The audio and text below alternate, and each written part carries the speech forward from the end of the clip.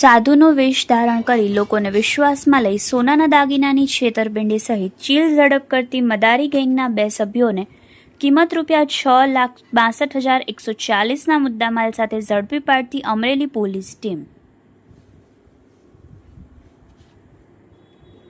Amreli police દ્વારા અનડિટેક્ટ ગુનાની શોધમાં હોય ત્યારે ચોક્કસ બાતમીના આધારે સાવન ઉર્ફે ઋષિ સમજુનાથ પરમાર મદારી જે સાધુનો વેશ ધારણ કરી લૂંટ ચલાવતો હોવાની વાતને લઈ પોલીસ દ્વારા બીજા અન્ય એક ઇસમ સહિત 2 લોકોની અટકાયત કરી આગવી ઢબે પૂછપરછ કરતા પોતે સાધુના વેશવાળા ઇસમે ₹100ની નોટ પ્રસાદી તરીકે કાળુભાઈને આપી.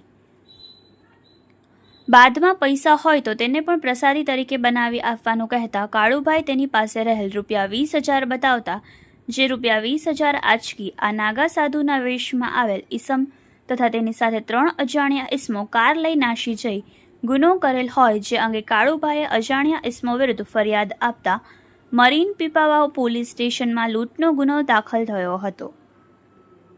જેને લઈને અમરેલી પોલીસ અધ્યક્ષ હિમકરસિંહે આ ગુનાના આરોપીઓને શોધી કાઢી તેમના વિરુદ્ધ કાયદેસર કાર્યવાહી કરવા અને વણશોધાયેલ ગુનાઓ ડિટેક્ટ કરવા અમરેલી એલસીબી ટીમને માર્ગદર્શન આપેલ હોય.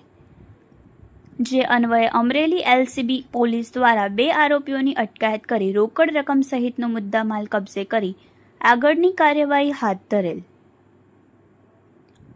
Bureau report Yashvi Gujarat news Amreli.